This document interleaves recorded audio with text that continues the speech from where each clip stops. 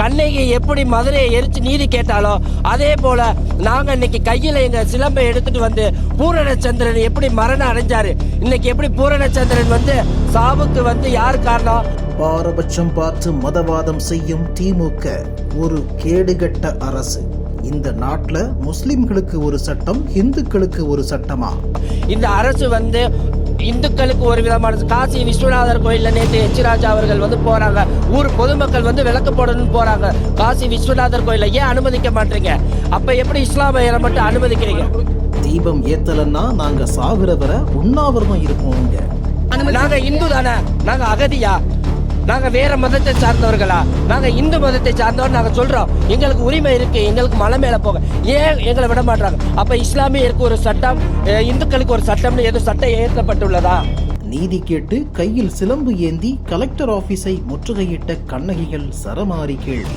மதுரையை ஆண்ட பாண்டியன் நெடுஞ்செழிய பாண்டியனுக்கு நீதி தவறினார் கண்ணகிக்கு.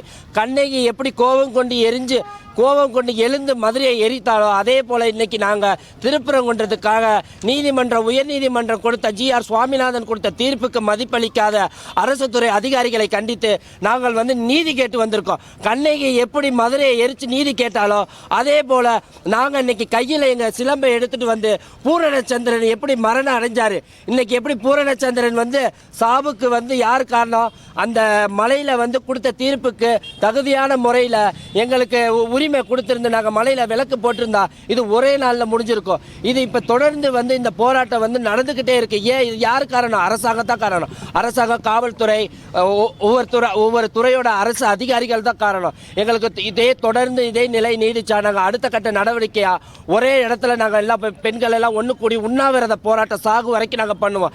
இந்த அரசு வந்து இந்துக்களுக்கு ஒரு விதமான காசி விஸ்வநாதர் கோயில்ல நேற்று எச் ராஜா அவர்கள் வந்து போறாங்க, ஊர் பொதுமக்கள் வந்து விளக்கு போடணும்னு போறாங்க. காசி விஸ்வநாதர் கோயில ஏன் அனுமதிக்க மாட்டீங்க? அப்ப எப்படி இஸ்லாமியரை மட்டும் அனுமதிக்கிறீங்க? காசி விஸ்வநாதர் கோயிலுக்கு மேல போக நாங்க இந்து தானே, நாங்க அகதியா?